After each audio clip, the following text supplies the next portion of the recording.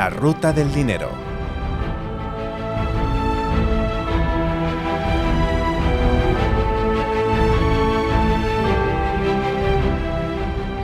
Greenland should make the deal because Greenland does not want to see Russia or China take over. They don't go there. It's very far away from Greenland. And Greenland, basically, their defense is 2 dog sleds. Do you know that? You know what their defense is? 2 dog sleds. Escuchando a Donald Trump que quiere invadir Groenlandia porque la defensa danesa con unos trineos y un par de perros no parece suficiente. Fernando Luque, bienvenido a nuestra ruta del dinero, donde arrancamos un nuevo episodio para invertir en el nuevo orden mundial, o en el nuevo orden mundial que nos está planteando este comienzo de año 26. Sí, muchas gracias, Joaquín, y feliz año. Un año que empieza fuerte.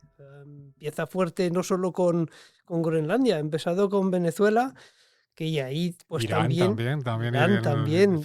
No sé cuál va a ser el siguiente movimiento geoestratégico, pero claramente es un factor que hay que tener en cuenta. Se habla mucho, por ejemplo, de que hay que tener en cuenta factores macroeconómicos y evidentemente pues hay que tenerlos en cuenta, pues como crecimiento económico, inflación, tipos de interés, pero luego por encima de todo esto hay pues ese tablero geopolítico que de vez en cuando puede desencadenar, iba a decir, rupturas a nivel financiero, a nivel de inversiones, porque es verdad, si cogemos por ejemplo pues el caso de Venezuela, pues ahí, y el caso de Groenlandia, pues son movimientos geoestratégicos que afectan de primera mano a materias primas. Yo creo que las bolsas de momento pues no lo están notando. Es verdad que hay como pues una calma muy tensa en las bolsas, pero no se sabe cuándo se puede desencadenar el tsunami financiero. Es que hablabas un poco de calma tensa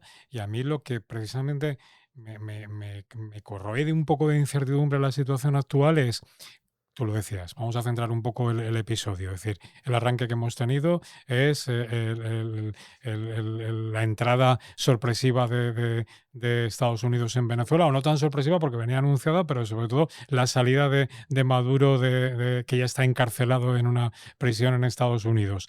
La intentona, o por lo menos empezar a hablar claramente, decir, voy a tomar el control de Groenlandia. Las manifestaciones por el agua, que han empezado por la falta de agua en Irán, y que vamos a ver cómo están acabando. Esto hace un tiempo en mercados hubiéramos tenido una tensión enorme, y lo que nos hemos encontrado es que al fortísimo final de año, que lo hemos comentado y lo hemos hablado en muchos episodios, es no sabemos cuánto va a durar el rally de la IA, sabemos que en algún momento tendrá su punto y final, pero sabemos que todavía continúa. Pero es que el comienzo de año ha arrancado también con mucha fuerza, sobre todo porque yo creo, Fernando, que lo que nos creemos es que los beneficios que se van a presentar las compañías se van a poder poner negro sobre blanco. Sí, a ver, yo creo que el foco geoestratégico está en las materias primas, evidentemente, pero es verdad que también te puede descolocar de una forma pues importante, ¿no? El caso de Venezuela, es verdad que todo el mundo pues sabíamos que pues, lo que quería Trump era el petróleo.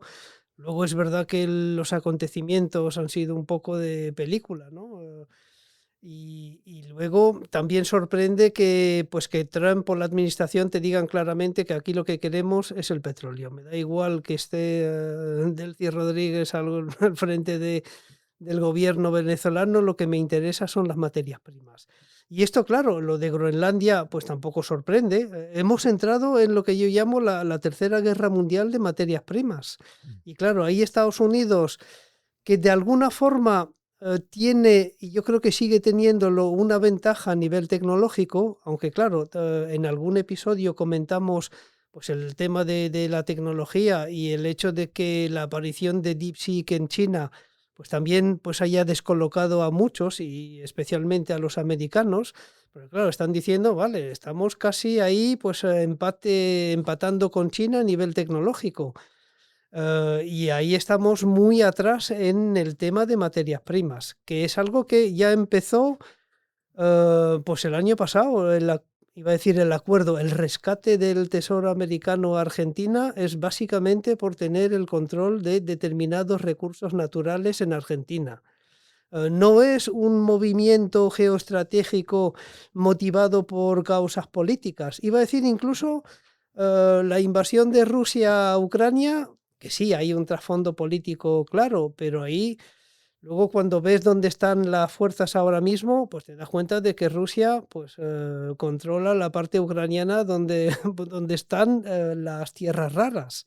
Con lo cual ahí también es un factor importante a nivel de materias primas. Lo de Groenlandia claramente es necesito materias primas porque si no China y Rusia me van a adelantar por la derecha. Y eso Estados Unidos se está dando cuenta de esta gran debilidad que tiene en esta guerra mundial de materias primas, porque bueno, Estados Unidos, aparte del petróleo, pues tiene pocos recursos naturales. Depende básicamente de Rusia y China, y ahí yo creo que está claramente viendo que tiene pues unas deficiencias que le pueden hacer mucho daño en el futuro. Tú, Fernando, compartes que en esa hegemonía mundial que en este momento tiene todavía Estados Unidos y que no sabemos en qué momento se va a doblar por parte de China, lo que estamos es en un reparto del globo mundial entre los dos grandes bloques, es decir, porque poníamos un poco el caso de Rusia, pero yo creo que Rusia es un Sí. actor Y Europa, no te cuento, circunstancial. Europa nos estamos quedando Europa fuera. desaparece, pero cuando ves un poco y ves los movimientos de los años 70, 80 en Estados Unidos, es decir, lo que ha hecho Estados Unidos en Venezuela es controlar el patio trasero de su casa, ¿sabes? Es decir, que al final es decir, oye, el continente de referencia en el que de verdad puedo tomar un control geopolítico como ha hecho toda la vida es América. China ha cogido otra parte del mundo que es su Pacífico, con una gran influencia en África, y lo que ha ocurrido en los últimos años en África es la extensión roja del continente que ahora parece que se quiera un poco drenar, y en ese juego intermedio queda un poco la posición de ese actor casi cada vez más pequeñito e insignificante que es Europa, en el que no tenemos ni la tecnología de los chinos ni los americanos, y tenemos toda la parte leguleya que nos retrasa mucho. Sí, sí. ¿Crees que va de este juego Sí, claramente claramente, porque, a ver, hay el trasfondo de materias primas claramente y ahí, claro, hay un reparto tácito entre Estados Unidos, Rusia, que es verdad que es un actor pequeño, pero bueno, está ahí también. Rusia tiene un claro, gran productor de petróleo? Porque no olvidemos que es el tercer gran productor después de Estados Unidos, que necesita gran parte del petróleo. Luego Arabia Saudí, que es el que no necesita claro. el petróleo y que realmente marca los precios, pero Rusia es un gran productor de petróleo. Sí, sí, totalmente. Y de algunas tierras raras también en Ujú. Rusia. Luego el uranio, lo que es el tratamiento del uranio es monopolio de Rusia. Y Rusia, durante la guerra de Ucrania, cuando Estados Unidos apretaba un poco, pues decía, bueno, pues a lo mejor limito mis exportaciones de uranio enriquecido. Y claro, y ahí Estados Unidos da marcha atrás, porque necesita el uranio que viene de Rusia. Aunque hay, digamos, mineras de uranio, pues en Canadá, por ejemplo, que podría ser digamos, un país amigo de Estados Unidos, aunque bueno, después de la guerra arancelaria ya no se sabe quién es amigo de quién, pero bueno, entra dentro del área de Estados Unidos, pero claro, hay que enriquecer ese uranio y hay pocos países que lo enriquecen y Rusia es uno de ellos. Y Fernando, yendo por partes, el petróleo. Porque el petróleo lo que hemos visto claramente es que ya ha doblado los $60 para abajo.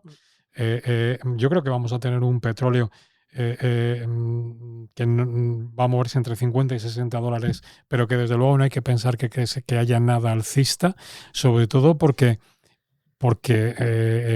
con la intervención en Venezuela no es un gran productor, y además es un país donde el petróleo es de una calidad enorme, pero que es muy pesado, con lo cual cuesta mucho extraerlo. ¿Qué va a ocurrir? ¿Qué crees que va a ocurrir con el precio del petróleo? O sea, ¿tienes esa misma percepción que empezamos un poco a tener, que no va a subir el precio? No, ya ve, yo creo que además Trump quiere un petróleo barato, quiere una energía barata. Primero, porque hay que recordar que tiene unas elecciones a la vuelta de la esquina. Y claro, quiere bajadas de tipos de interés Y evidentemente esas bajadas de tipos de interés tienen que ir acompañadas por una disminución de la inflación y controlando el precio del petróleo, que es lo que él pretende, también inundando el mercado de petróleo venezolano, aunque ahí pues ya las grandes petroleras o algunas han dicho que, ojo, que bueno, no es tan Ya fácil que no ha como sido parece. capaz de controlar al presidente de la Reserva Federal, Jerome Powell, que se va a marchar sin doblegar nada ante Donald Trump, el control lo va a hacer a través de los precios vía un petróleo muy barato y que tenga una inflación medianamente controlada. Totalmente, yo creo que ese es un poco el juego de Trump. Luego ha venido Irán ahí, que ha hecho que los precios se disparasen estos últimos días, pero de alguna forma pues también entrará en ese terreno. Quiere un petróleo barato, quiere que los americanos se beneficien de un petróleo barato y yo creo que lo va a conseguir. Luego, en ese tablero geopolítico o geoestratégico, lo de China pues es interesante, porque claro, si todo el mundo pues se da cuenta de que Trump ya tiene su patio trasero en América Latina, que Rusia pues conseguirá lo que quiera en Ucrania, pues todo el mundo mira pues a Taiwán. Y es verdad que para mí el caso de Taiwán es probablemente lo más disruptivo por dos motivos. Primero, por lo que todo el mundo sabe de Taiwan Semiconductor, aunque yo creo que eso de alguna forma, te comentaba lo de la hegemonía tecnológica de Estados Unidos, yo creo que ya China pues está casi a la par pues de Estados Unidos en cuanto a tecnología, pero evidentemente al hacerse con Taiwan Semiconductor sería pues un golpe importante, ¿no? Que podría afectar a los mercados bursátiles, porque claro, de momento la invasión o la incursión en Venezuela, el acuerdo con Argentina, la guerra ruso-ucraniana y lo de Groenlandia, bueno, a los mercados bursátiles parece que tampoco les ha afectado mucho. Nada. De hecho, si coges el gráfico de las bolsas mundiales, pues incluso es difícil decir, pues mira, este es el punto en que Rusia invadió Ucrania. Es verdad que a nivel del precio del petróleo se nota, pero a nivel de bolsas es que prácticamente no lo notas. El caso de Taiwán yo creo que se notaría mucho. ¿Por qué? Porque hay que recordar que por la mayor compañía del mundo es Nvidia, de semiconductores, y evidentemente eso va a afectar a Nvidia. Afectará a todo el mercado tecnológico, creo yo. Pero luego hay otro factor interesante de Taiwán que yo creo que no se conoce, iba a decir, en absoluto. A Es mí que Taiwán, yo tengo la ventaja de que ya me lo has contado y es el auténtico cisne negro de mercado que he sí, escuchado este año. sí, porque Taiwán es un gran poseedor de bonos americanos. Me vas a decir, Fernando, es que yo, pues en los gráficos que he visto de quién tiene bonos americanos no aparece Taiwán. Sí, porque mentalmente pensamos, históricamente los japoneses Sí. siempre han tenido en torno al 10% de la deuda americana, los chinos UK, a ver, el son Reino otro. Unido, que ahora es el segundo mayor poseedor de bonos americanos, el tercero es evidentemente China, pero claro, cuando ves esos gráficos, ¿por qué no aparece Taiwán? Porque el Banco Central de Taiwán no tiene muchos bonos americanos. Sin embargo, el país Porque no tiene es una muchos. posición como la que construyen los chinos, que los chinos la Claro, construyen directamente para el propio Estado chino. claro. Es decir, Entonces vas a decir ahí, bueno, ¿y eso es una amenaza sabiendo que China puede vender sus bonos? China no va a vender sus bonos americanos. Bueno, perdón, China puede vender y está vendiendo bonos, pero lo está haciendo en cuentagotas. Porque claro, evidentemente no le interesa a China vender, digamos, utilizar los bonos americanos como un arma contra Estados Unidos. ¿Por qué? la utilizarán como una jugada especulativa para incluso ganar en mercado. Claro, incluso no harían nada que les perjudique, porque claro, si tú tienes bonos americanos en cartera, vender bonos, pues es que el precio se va a reducir, con lo cual va en tu contra, ¿no? Entonces, evidentemente China está vendiendo bonos, yo creo que está intercambiando ahí bonos del Tesoro americano por oro, que es un poco la jugada que está haciendo. Japón es un aliado de Estados Unidos, Reino Unido pues también, y luego Taiwán ahí entra en juego. ¿Por qué? Porque hay muchos bonos americanos en Taiwán que poseen las compañías de seguro, es un gran mercado de seguros, y también individuos, es decir, son particulares los que tienen los bonos americanos. ¿Y qué pasa si China invade Taiwán? Te aseguro, no lo digo yo, lo dicen analistas de Taiwán, lo primero que hacen es vender los bonos americanos. Y es lógico, ¿por qué? Porque imagínate, em, estaba pensando, por ejemplo, cuando hubo la crisis de deuda del euro, que todo el mundo aquí en España, o pues todo el mundo no, pero el que podía dice, "Buah, pues yo cojo mis euros y voy a Andorra o algo así. Es decir, lo primero que hace es vender sin importarle el precio. Y eso es lo que no harían los bancos centrales, es decir, los bancos centrales sí que pueden vender y lo hacen, pero lo hacen de una forma ordenada. El sector asegurador y los particulares en Taiwán venderían de forma precipitada. Porque claro, a la mínima intervención de China es lo que probablemente pasaría. Pero fíjate la gravedad de lo que estás contando, Fernando, te lleva a recordar lo que pasó en el 97 con la caída de los tigres asiáticos, la corrida de las divisas en la zona, el durísimo impacto que tuvo en el mercado y creo recordar que luego la posterior quiebra del LTCM, el gran fondo, en el 98. Sí. O sea, es decir, estamos hablando de algo que de verdad tendría un impacto en el mercado muy dramático. Claro, porque ahí afectaría las divisas asiáticas, claramente. Afectaría también a lo que tiene Japón y a lo que tiene pues China. Es decir, si el precio de los bonos en Estados Unidos, no voy a decir que se desplome, porque siempre puedes encontrar comprador de los bonos americanos, pero el hecho de que haya, digamos, una estampida para vender esos bonos, sí que podría afectar de forma puntual al precio de... Poniendo siempre sobre la mesa que lo que estamos hablando es de un cisne negro, que no es el principal escenario en el que tenemos que pensar, pero que es plausible. ¿Qué probabilidad le das con este escenario que estamos viendo de decir Estados Unidos hace lo que quiere en Venezuela, se toma la barra libre en Groenlandia, no sabemos qué es lo que va a ocurrir en Irán, pero ya está Trump amenazando con intervenir en el régimen de los ayatolás? Claro, esto le da mano libre también a China de Claro. poder actuar. O sea, es decir, ¿crees que es algo que de verdad puede acabar ocurriendo? Sí, yo creo que la anexión de Taiwán es uno de los riesgos que está ahí. Te decía que la gente piensa más en Taiwan Semiconductor, y yo creo que también afectaría al mercado, pero el impacto sobre los bonos yo creo que nadie se lo espera. De hecho, la gente cuando ocurre, digamos, una disrupción a nivel geopolítico, pues tiende a refugiarse en bonos americanos y en oro.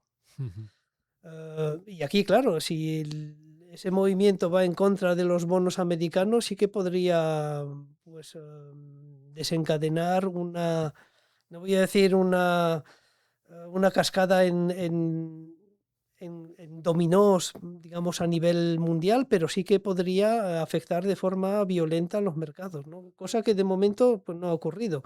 Pero claro, cuando ves que todo el mundo ahí, digo, que las tres grandes potencias están repartiendo un poco el pastel y que nadie dice nada, porque claro, los chinos respecto a Venezuela sí han dicho, bueno, no nos gusta mucho, pero lo han dicho con la boca pequeña. O Rusia también lo ha dicho con la boca pequeña, con lo cual parece que todo está amañado, ¿no? El partido ahí parece que está amañado y los que no se enteran son pues, los europeos, ¿no? Que están ahí un poco Y en a la un expectativa. escenario tan catastrofista como el que estamos describiendo, porque la verdad es que decir, nos podría llevar a un año 22 que si lo recordamos fue el año de que el bono americano cayó un 19% y las bolsas de media cayeron un 20%. Yo creo que no, por la inflación. A ver, lo que desencadenó las caídas del 2022 en bonos y acciones fue la subida de la inflación. Yo creo que estamos en un entorno totalmente contrario. De hecho, te comentaba que el objetivo de Trump es un petróleo barato y una inflación a la baja. Ese es el objetivo. Con lo cual, una repetición del 2022 yo no lo veo en ese sentido. Pero puede haber digamos, otros factores que pueden desencadenar pues perturbaciones en los mercados, pero no por el lado de la inflación. Yo creo que vamos a una desinflación con bajadas de tipos de interés, yo creo que fuertes en Estados Unidos, porque además lo quiere el presidente Trump y va a nombrar a Pese a alguien, que al comienzo del año y el bono americano lo que ha hecho es repuntar un claro. poco, irse a niveles un poco del 4,20, pese a los ataques de Trump a Powell. Ya, pero claro, en esto también hay que ponerlo en contexto. Hay un gasto desenfrenado por parte, iba a decir, de Estados Unidos y de Europa, que hace que es difícil que bajen los tipos a largo. Aunque creo recordar que el primer podcast que hicimos fue sobre los bonos americanos y en aquel momento, de hace, pues, no sé, más de un año, pues el tipo a 10 años estaba en el 4,8. O sea, que yo creo que a nivel de tipos de interés sí que va a haber bajadas de tipos de interés a corto plazo por parte de la Fed, porque yo creo que la desinflación va a ayudar mucho. El mercado laboral se está enfriando mucho en Estados Unidos, con lo cual lo normal sería que tuviéramos bajadas de tipos de interés y bajadas de inflación, pero en el tramo largo hay mucha desconfianza, porque hay una indisciplina fiscal que no les gusta a los tenedores de bonos. O sea, de No voy a momento, decir que los vigilantes de los bonos van a intervenir en Estados Unidos, pero podrían, ¿eh? Podrían perfectamente. entonces, Fernando, para centrarnos un poco, decir, seguimos manteniendo la tranquilidad de que lo que está mandando el mercado es el crecimiento del beneficio. Y ojo que las cifras son espectaculares. O sea, estamos hablando de que la mejora del crecimiento del beneficio esperado para este año 2026 es del 14% para el mercado americano y más o menos en esa línea para el mercado europeo. Incluso las proyecciones de mejora del beneficio, y estamos hablando del rally de la IA, del que venimos hablando durante mucho tiempo, nosotros hablan de casi otro 13-14% para Estados Unidos en el 27 y 11 para Europa en el 27.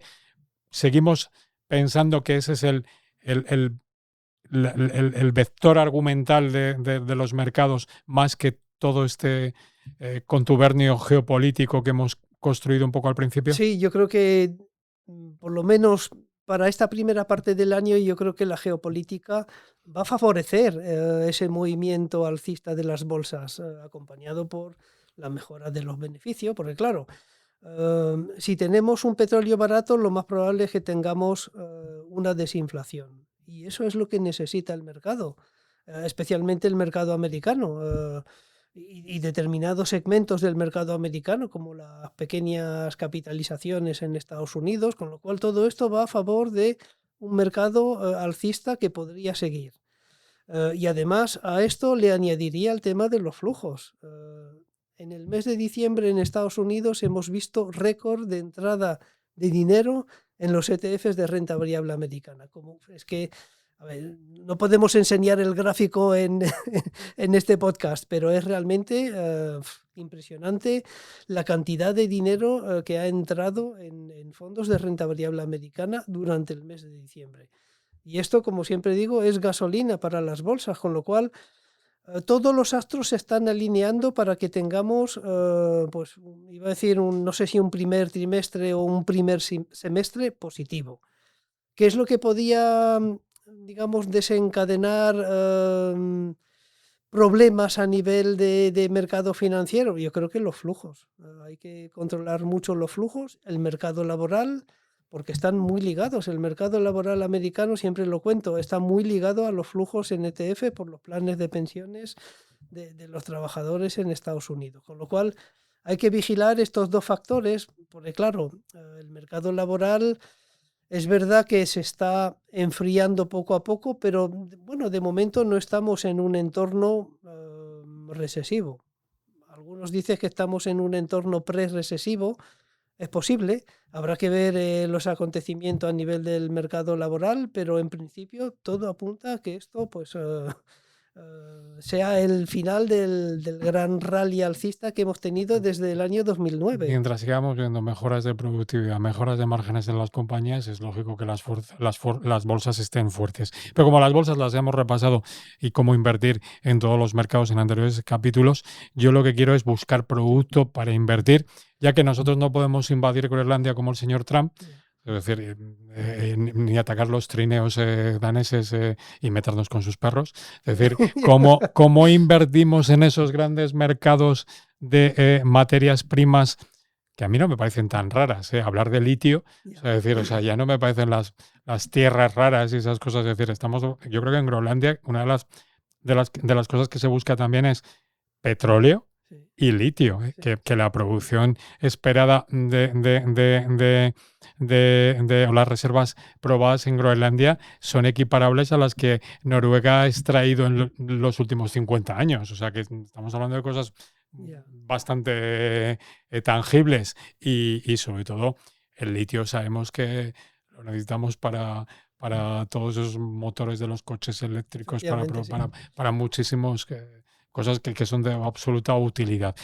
¿Cómo invertimos o intentando aprovecharnos de todo de este lío que no lo hemos comentado anteriormente, pero fíjate, el oro, el cobre, la plata, Sí. otro de los, es decir, yo creo que el año pasado la plata llegó a duplicar, el oro debió subir en torno al 100%. Este año, creo que lo miraba esta mañana, la plata ya ha subido un 25% y el oro camino de un 8, 9, 10%. Sí, a ver, las materias primas ya se están adelantando a este mapa geopolítico, ¿no? Y ahí es difícil invertir.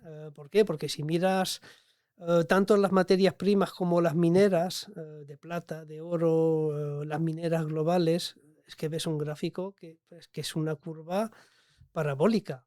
Yo no suelo recomendar y no recomendaría entrar en, digamos, en un activo que tiene pues una tendencia parabólica. Es verdad que nunca sabes hasta dónde va a subir, ¿no? Hoy creo que la plata seguía subiendo un 4% o un 5%, pero yo no entraría en ese juego, personalmente. Yo sé que es fácil decir, es mejor esperar un recorte para poder entrar. Yo creo que hay una tendencia al alza de las materias primas, especialmente de las materias primas industriales. Además de, bueno, la plata, el cobre, el aluminio, todo esto está subiendo porque estamos en esta guerra de necesito recursos y claro, y eso afecta a los precios. Te digo, las mineras iba a decir, más parabólico que las materias primas. Tú mencionabas el cobre. El cobre, yo creo que todas las mineras de cobre están. Bueno, la prueba es que lo que comentábamos fuera de micrófono, retomar la fusión esa de Río Tinto, Glencore, que estaba paralizada y que han visto que es tan negocio lo que se está produciendo que está avivando todo el sector. Sí. Entonces, cuando uno se plantea invertir no directamente en oro o en plata, sino, bueno, pues voy a elegir un fondo de materias primas. Lo que hay que saber es que estos fondos de materias primas, hay dos grandes índices de materias primas, el de Bloomberg y el de Goldman Sachs. Y muchos de los fondos, pues más o menos, no voy a decir que siguen a estos índices, porque aquí sí que la gestión activa en materias primas es muy importante. Pero claro, cualquier fondo de materia prima va a tener dos componentes importantes, que es metales preciosos y energía. Energía, pues te comentaba que yo creo que pues, el precio de la energía va a ir a la baja. Que vemos Y el petróleo más en 50 que en 60. Efectivamente, a ver, ha estado en 60 por el tema iraní. Si no, pues estaría yo creo que en torno a los $50. Y luego, claro, tienes una parte de esos fondos donde honestamente yo no veo un potencial alcista importante, por lo menos a corto plazo, y luego tienes el tema de los metales preciosos que están por las nubes. Con lo cual es difícil. A ver, yo si tuviera que elegir un fondo, elegiría pues un fondo, el de Bontobel Commodity, que además tiene una clase hedgeada en euros, que yo creo que aquí la debilidad del dólar también es otro factor que está favoreciendo a las materias primas.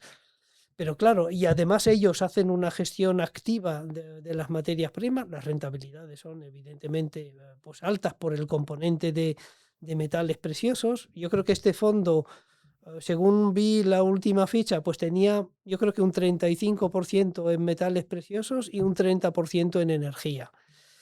Entonces, claro, es complicado. A ver, es un buen fondo que además hace una gestión del rollover de los futuros, porque aquí lo hemos comentado cuando hablamos El del contango. petróleo. Claro, aquí uno de los problemas de los fondos que invierten en materias primas es el contango. Y el contango es el hecho de que el futuro de más próximo vencimiento pues está a un precio superior al precio de los futuros actuales.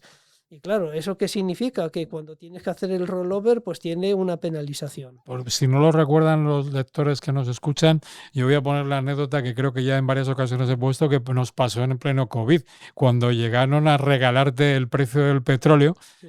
como consecuencia de que, claro, la inexistencia de necesidades de producción hacía que los futuros no valieran absolutamente nada, y entonces el contango estuviera en precios negativos. Claro, hay que almacenar ese petróleo en algún sitio y tenía unos costes de almacenaje, y por eso el futuro estaba en negativo, no iba a haber actividad económica. Claro, a ver, yo te voy a contar una anécdota. Yo estaba viendo eso en pantalla. Yo no llegué a operar, pero yo creo que no hubiese sido posible operar, porque claro, cuando ves futuros negativos, ¿qué pasa? ¿Que me van a dar dinero por...? A ver, no lo intenté, pero no sé si alguien ha intentado Si ahí. algún operador pudo hacerlo, desde luego en pantalla aparecía. Ya, sí, pero a ver, también tenías que tener liquidez ahí para poder operar en un mercado con unos futuros negativos. No sé, a ver, me hubiera gustado operar, aunque yo creo que no me hubieran dejado operar como particular. Bueno, yo Lo creo que digo. también es un poco parecido a cuando alguien compra un bono con rentabilidades negativas. ¿Qué es lo que está comprando? Que la rentabilidad todavía sea más Ya, negativa sí. y ganar esa diferencia. O sea que al final los mercados son así, o sea, te permiten estas oportunidades. Entonces me vas a decir, bueno, ¿por qué materia prima compramos? Si el oro está disparado, la plata también, el petróleo pues tiene poco potencial. A ver, a mí una de las materias primas que me gusta es el uranio. Hay mineras de uranio, a ver, la rentabilidad también es estratosférica. Pero ahí en el uranio le veo, digamos, como un relato de medio largo plazo interesante, porque claro, el uranio está muy relacionado últimamente con la inteligencia artificial, es decir, para todos esos centros de datos que piensan construir, pues Bueno, es vamos a que tener que se está alimentarlos de... hablando también de Groenlandia por el frío que hace precisamente para meter centros de datos que no necesiten tanta energía. Ya, pero necesitan energía, mucha energía. Recuerdo un gráfico de hace ya de más de un año donde se comparaba el consumo de energía de los distintos países y una de las líneas del gráfico era la suma de los centros de datos, que consumía más que España, Italia, Francia. Era un gran consumidor, pero un gran consumidor de energía. Y ahí es verdad que, a ver, la volatilidad de las mineras de uranio pues es impresionante. Es decir, es un activo para, iba a decir, inversores muy agresivos. Pero ahí le veo un relato eh, que me atrae más que el oro, que los metales preciosos, aunque ¿Y el fondo de evidentemente... Bontobel que el que comentabas tiene uranio en cartera? A lo mejor en la parte energética, aunque ahí yo creo que es básicamente petróleo, gas natural, no es tanto el uranio, porque claro, incluso no hay fondos de uranio, de la materia prima, hay fondos de mineras de uranio. Perdón, hay ETFs de mineras de uranio. Y hay, digamos, una gama pues, de 3, 4 ETFs que invierten en mineras de uranio, con lo cual este fondo de Bontobel no creo que invierta directamente en uranio. Por lo menos me sorprendería. Pero sí se puede invertir en mineras de uranio. Que te digo que han tenido, yo creo que se han revalorizado un 20% en este año 2026. Pero le veo, digamos, una trayectoria interesante, sobre todo en este relato de que, bueno, en este final de ciclo, pues es un final de ciclo donde la inteligencia artificial va a jugar un papel importante. Luego veremos si no se tuercen las cosas debido precisamente a las enormes inversiones de las compañías en inteligencia artificial y ver cómo pues consiguen retornos de esas enormes inversiones. Ahí yo creo que está el gran punto de interrogación. Creo que no para el principio de año o para el primer semestre, pero sí en algún momento habrá que hacerse esa pregunta de si las grandes compañías tecnológicas van a poder sacarles rendimiento a todas estas inversiones. Subiéndome al caballo que dejas del uranio, hay que recordar un poco que otra forma de invertir, a lo mejor más sencilla que en ETFs de uranio en el tema de centros de data, es todas las compañías, como tenemos nuestras propias SOCIMIs, que de verdad le dan una importancia cada vez mayor, que el caso de Merlin es clarísimo. Y uno de los valores que mejores ratios presenta, lo mires por donde lo mires, y con un programa de inversión muy potente en centros de data. Y luego no olvidemos que otro de los sectores muy fuertemente beneficiado por los centros de data son las propias eléctricas convencionales, y que otra forma de invertir es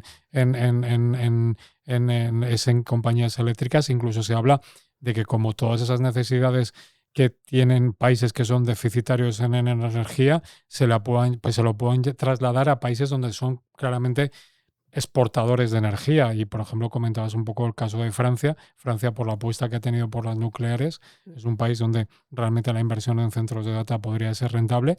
O, por ejemplo, una Arabia Saudí con un Aramco y la cantidad de petróleo que tiene, Claro, y la pueden quemar gas ahí. capacidad que pueden tener de quemar gas para poner centros de data. Ya, pero aquí en España se vende la capacidad de España de construir centros de datos para las nuevas tecnologías, pero hay que recordar que en el estado actual de las tecnologías, las renovables no sirven para los centros de datos.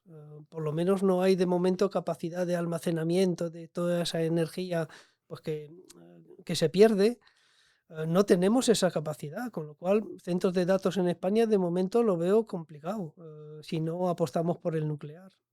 Pues, Fernando, menuda ruta del dinero que Ya, nos sí. hemos dado en este primer capítulo del año. Desde luego, lo que no se nos puede decir es que no hemos repasado lazos de los que tirar. No sabemos cuál será el acertado, y, sobre todo, me quedo con el cisne negro que has contado. Bueno. No sé en qué capítulo vamos a tener que recuperarlo. Sí, además China ya, pues en el discurso de principio de año de Xi Jinping, pues ha hecho ahí una referencia a Taiwán, o sea, lo tienen ahí presente, ¿eh? Voy a terminar, porque hay otro cisne negro que sí que es importante, y además debemos un capítulo, que es el del carry trade japonés. Sí, efectivamente, sí. Y ese sí que lo hemos puesto sobre la mesa, que es, a medida que la rentabilidad del bono japonés está ganando fuerza y ya está en niveles del 2%, está retornando muchísimo dinero que se expatrió de Japón al país nipón. Y eso puede también ser un colapso para los mercados. Sí, yo creo que tenemos que hacer una parada ahí en Tokio. La tenemos pendiente, vale. Fernando. Fuerte abrazo. Muchas gracias, Joaquín.